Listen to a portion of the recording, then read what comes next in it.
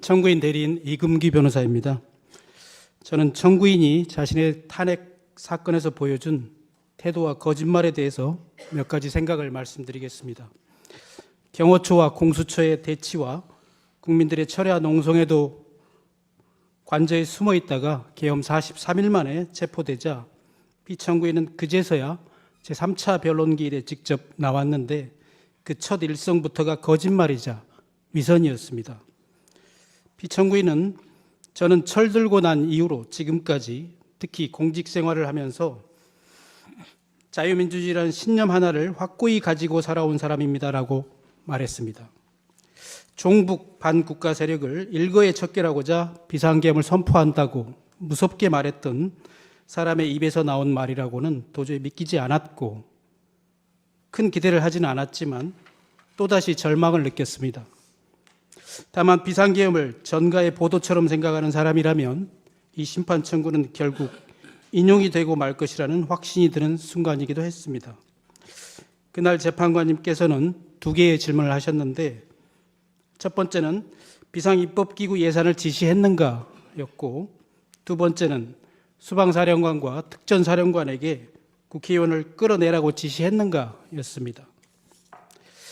기재부 장관에게 쪽지를 준 적이 있는지 이런 간단한 질문에도 피청구인은 준 적도 본 적도 없다고 하면서도 국방부 장관에게 자신의 책임을 떠넘기는 변명을 장황하게 늘어놓았습니다. 사령관들에게 국회의원들을 끌어내라고 지시한 적이 있느냐는 두 번째 질문에는 없습니다라고 변명 없이 간결하게 답변하는 모습이 오히려 구차해 보이지는 않았습니다.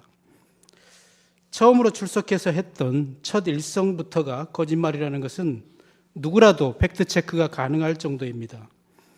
최상목 부총리의 말은 물론이고 조태열 외교부 장관의 진술만으로도 A4 문건을 직접 나눠준 사실이 드러났고 사령관은 물론 수많은 군인들의 증언을 통해서 국회의원들을 끌어내라고 지시한 사실 또한 명백히 인정됩니다.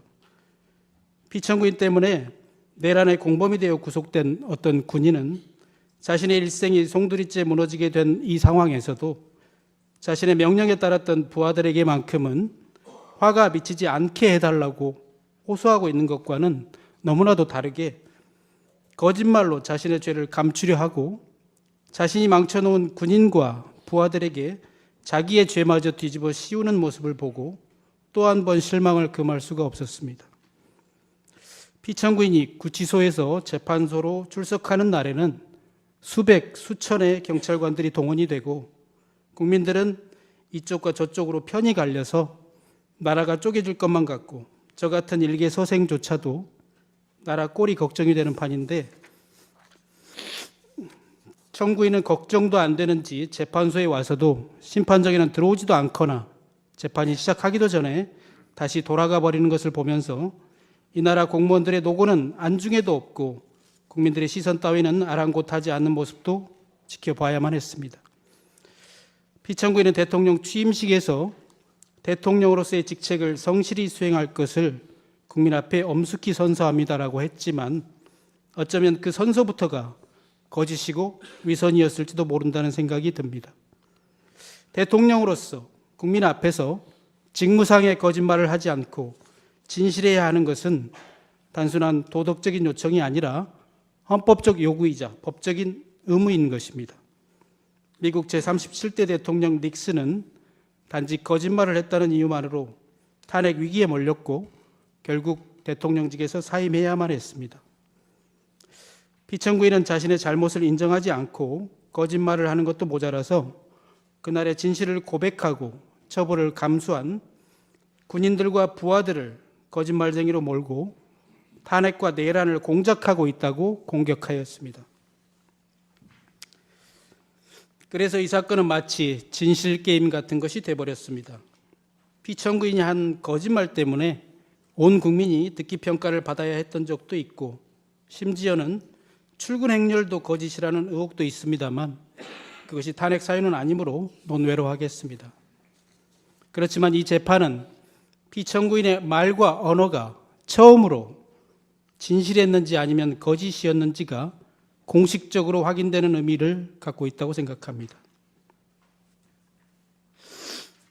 12.3 그날 밤 저는 느닷없는 계엄에 우선은 놀랐고, 하필이면 지금 이때 군에 가 있는 아들이 생각나서 내 아들이 계엄군이 될 수도 있는 건가? 라는 생각에 두려웠습니다. 비상계엄 자체도 너무 무섭지만 내 아이가 계엄군이 되는 것은 더더욱 끔찍한 일이었습니다. 그래서 국회로 달려갔고, 국회는 다행히 계엄 해제안을 통과시켰습니다. 헌법이니 민주주의니 이런 생각을 하기보다는 그저 나와 내 아이들의 안전을 생각했고, 아버지로서 아들이 계엄군이 될 수도 있는 상황만큼은 막아야만 했기 때문에 헬리콥터 소리가 너무 크고 총을 들고 있을지도 모르는 계엄군과 맞서는 것도 너무나 무서웠지만 소심한 용기나마 짜내어 국회 앞으로 달려갔던 것입니다. 그날 밤 큰 비극이 일어나지 않은 것은 국민들이 무서움을 무릅쓰고 온몸으로 막았기 때문이지 피청구인이 아무 일도 하지 않았기 때문이 결코 아닙니다.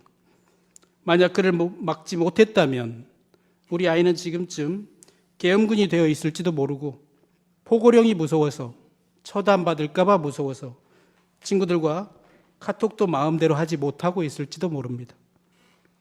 청구인 대리인에게 앞서서 저 또한 국민의 한 사람으로서 아들을 계엄군으로 만들려고 했던 피청구인에게 말할 수 없는 분노와 배신감을 느낍니다. 그리고 두려움을 느낍니다. 저는 아직 대통령의 신분인 피청구인의 앞에서 이렇게 말하고 있는 지금도 솔직히 떨리고 무섭습니다. 주권자를 배신한 피청구인을 심판하는 공개된 이 법정에서조차도 그가 두려운 것은 그가 아직 이 나라의 대통령이기 때문입니다. 존경하는 재판관님, 그날 국회가 해제안을 결의하고 다소 안도하는 심정으로 집에 가는 길에 여의도 공원의 낡은 비행기 한 대를 보았습니다.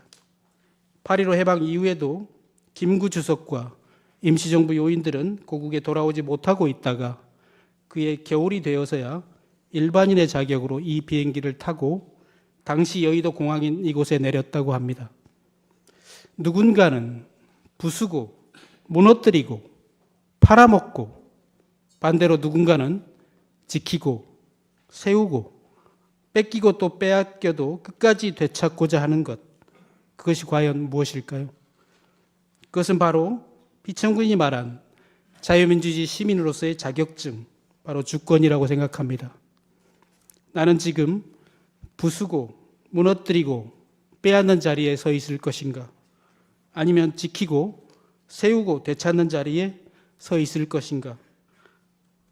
를 생각하면서 변론을 마치겠습니다. 감사합니다.